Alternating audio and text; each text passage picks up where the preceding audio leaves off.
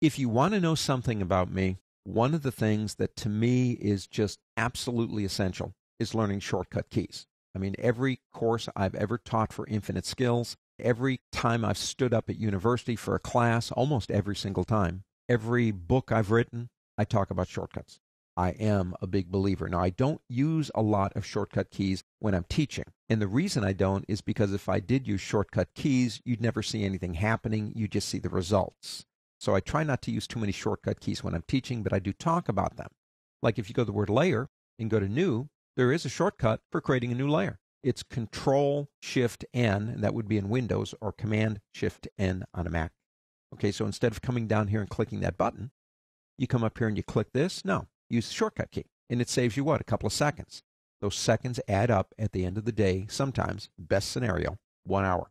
You say, well, okay, that's interesting to me. How many shortcuts do I have to learn? How many are in Photoshop? Hundreds. And if you bring in programs like Microsoft PowerPoint, Microsoft Word, Adobe InDesign, Adobe Illustrator, you might have 1,000 shortcut keys swimming around in your head, and I don't think for me that's possible. So you get a little bit discouraged over the fact I can't learn them all to save that hour. University study, a several-year study on efficiency on computer systems, showed that there are 12 to 14 shortcut keys, not 12 to 14,000, 12 to 14 per program that are unique to you, that if you use them can save you that hour. So it behooves you to learn them. Where are they? Well, one place to control them, that's what we want, control. Go to the word edit on the pull-down menu and go down to keyboard shortcuts. Now, in keyboard shortcuts, you can go to the application menus, the panels, or the tools. Let's stick here because that's pretty familiar. And if we go into, say, edit, there's all the shortcuts that come along with these. Now, you can click over here to summarize and print them if you want to, which I do, and then I start learning them. But you say, oh, you know what? Paste outside. I use that one a lot. That is something that if I had a shortcut for would really be one of my 12 to 14 that saves me an hour out of every 8, but there isn't one. You click here. Then go ahead and try typing one in. Now, let me go ahead and use one that we know is being used for something else. That's print, and that would be on a Mac, Command-P, Control-P in Windows. This one's already being used. But if I go ahead and say accept, it will take it off of print and put it into paste outside. I don't necessarily recommend that because everybody else thinks of Control or Command-P as a print function, and now it's actually going to do a paste outside. If you want to do that, that's fine. But if we get back in here again, let me try this again.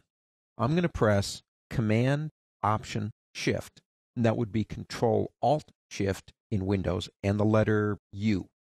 That one works. Control-Alt-Shift-U, or on a Mac, Command-Option-Shift-U. You can eventually find a combination. I mean, you've got 8 fingers and 2 thumbs.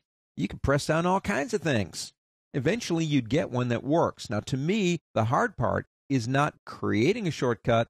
The hard part, to be absolutely honest with you, is creating a shortcut that you can remember the next day. That would be the hardest part to me. But these shortcuts, if you're not creating them, you can find them all right here, every single one of them. If you want to save this, all you got to do is click here and save it. If you want to get rid of a set you already have, you can click here and delete it. And you can create shortcuts or shortcut sets based on what you are doing, and you can have more than one set. To me, the underriding motivation here is 1 hour out of every 8. I think that's pretty amazing. Click OK if you want to save your changes. Using shortcuts is an excellent way to get more efficient with a complex program like Photoshop.